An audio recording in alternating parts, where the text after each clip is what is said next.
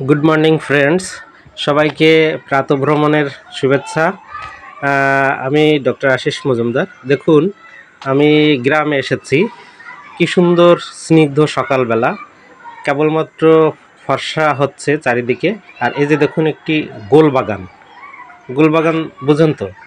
মানে এটা হচ্ছে সুন্দরবনের কোল ঘেঁষে এই গ্রামটি। তো আজকে আমি এসেছি। আর এই যে দেখেন, এই যে একটা পুকুর ভরাট করে এখানে বালি ভরাট করে এখানে বাড়ি তৈরি করা হবে।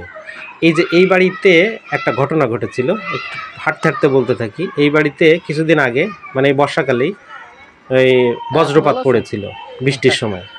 তো এই এই যে বৌদি দাঁড়িয়ে আছে, এই যে নারকেল গাছ দেখাচ্ছে, এই নারকেল গাছে ওই একটা বড় বজ্রপাত পড়েছিল। আর এই যে হচ্ছে মন্দির পাশেই। তো এই যে নারকেল গাছের গোড়ায়, আমি দেখাতে পারলাম না, একটা বাড়ি আছে। ওই বাড়িতে লোকজন থাকে। তো ওই বজ্রপাত যখন এই গাছের উপর পড়লো, বাড়ির সমস্ত ইলেকট্রনিক্স জিনিসপত্র সব পুড়িয়ে গেল। আর ওই বাড়িতে এক বৌদি ছিলেন, একা একা, তার ছোট ছেলে নিয়ে।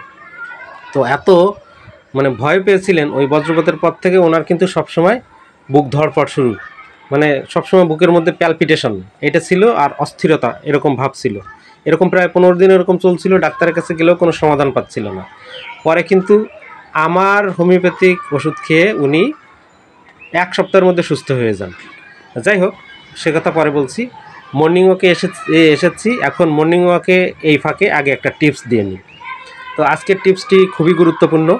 সেটি হচ্ছে কি, আমরা অনেক ফ্যামিলিতে দেখি ছোট ছোট বাচ্চারা যারা স্কুল গোয়িং, এরা পড়ালেখা করতে চায় না।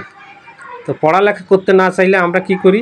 তাদেরকে জোর করি, মারধর করি, এটা সেটা ভয়ভীতি দেখিয়ে পড়ালেখা করানোর চেষ্টা করি।